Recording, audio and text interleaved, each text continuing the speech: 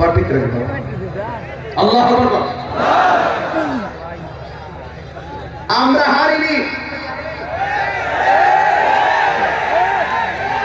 ষড়যন্ত্র করে হারানো হয়েছে। আমরা যুদ্ধের ময়দানে আপোষ করি। আমার যুবক ভাইয়েরা, আমরা ঈমান নিয়ে মরতে চাই কি চাই না? আরো বড় করে বলুন, ঈমান দরকার আসেনি?